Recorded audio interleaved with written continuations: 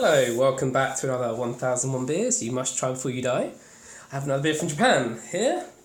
By the way, sorry for I haven't reviewed for a little while, I've not been well. Back on the mend now though, so I've got a beer from Japan here. It is brewed only in Osaka, so I'll specify that exactly about Japan. First brewed in 1995. It is 5%, and it is Asahi Black, or Asahi Dry Black as it's now called. In the book it's Asahi Black, but they are exactly the same beer these days. The can is just, it makes a big thing about dry.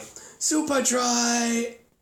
Although, interestingly, the company that makes super dry clothing is not from Japan, it's actually British. But they've clearly copied a lot of the kind of bombastic messaging you find in Japanese products. So this is... it's been nicely chilled. I can't say anything about it because it's all in Japanese. As you can see, that's actually upside down, which isn't very helpful. Oh, that was actually the right way up. There we go, it's not very helpful. But anyway, so this is a dark beer, as you may expect. The tasting notes say a black beer with coffee, chocolate and licorice in the aroma. There are gentle caramel and licorice flavours and the crisp bittersweet taste, along with dry, dark malt notes that run on to the finish, bringing suggestions of roasted coffee beans. Okay, I've got a glass here, so let's give it a go. It's actually interesting, I should note, it's actually got a gold top. The bottom is silver. Weird. Right. I've never had this beer before. I've had Asahi before, but not the dark version.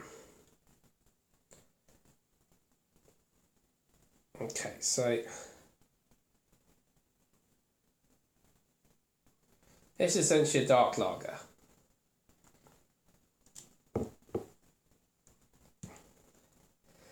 It's made from a mix of barley, maize and rice, but with 3 dark malts, Crystal Black and Munich. Hops are Czech and American, but low-key is expected from a beer that relies mainly on grain for its flavour. I'll just talk about this. The other major influence on the taste comes from the lagering process. As Asahi Black enjoys a month's cold conditioning after primary fermentation, it presents a crisp, smooth texture to offset the roasted malts. In essence, it's a beer with the roasted character of a stout, lightness of touch of a clean pilsner. Okay, right. Cheers. Well, that's it. Let's look at it first before I try it. I'll go straight for the taste, right? Very, very dark, completely black. Can't see to do a little bit of carbonation. Very, very light head on top. Let's go for the smell. I've seen people in beer reviews doing this. I don't notice any difference, but if you do that or not, I think it's because my glasses get in the way of my hand. That's how you can show that I'm an amateur beer reviewer and beer drinker compared to beer communicators. Right, go for it doesn't really smell of a lot. It smells a bit malty. Let's go for the taste. Cheers.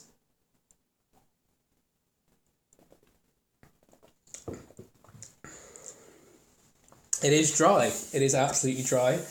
It's really light tasting. Hasn't got a strong taste at all. This is a very easy drinking beer. It doesn't really taste of much, if I'm quite honest with you. It's all right. There's a bit of malt to it, a little bit of chocolate, tiny bit of coffee, but it's pretty flavourless, if I'm quite honest with you. It's not that exciting. I was just checking the date. It's not that date until May next year. I can't say anything from that can there. Let's just put that. Let's put that just there for a moment. Does it have coffee, chocolate, and licorice in the aroma? It smells better than it tastes, which is a real shame. It does say it's a gentle taste. It is very crisp, very, very crisp. It's the lightest tasting dark lager I've ever had in my life. It tastes a bit like a pilsner. It's a bit like a little bit like a German Schwarzbier, but much, much lighter. It's got, some dark malt notes, not very much though.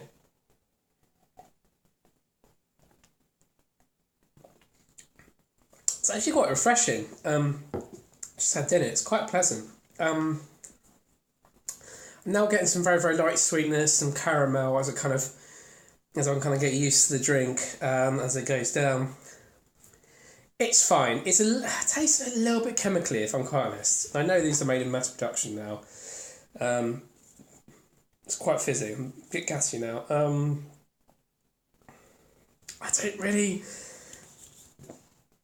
I can't say I'm a massive fan of Asahi Black. It's fine. I've had better dark lagers, better dark beers, better lagers, better stouts, better porters. It's fine. But I've had a lot worse. If I was offered an Asahi or an Asahi Black, I would still go for the Asahi Black. Absolutely. It's still more interesting than a regular lager. So if I ever go to Japan, although now if I ever go to Japan, I think I'll seek out the craft beer bars and I'll probably find some good places anyway. But if I ever get the choice of this or a shit lager, I will still go for this. This is still a decent beer. It's just not massively exciting. So have you ever had Asahi Black or Asahi Dry Black as it's now called? If you have, let me know. Comment on this video, like the video if you appreciated hearing about this and how super dry it is, and subscribe to my channel for more beer reviews coming up soon. Cheerio!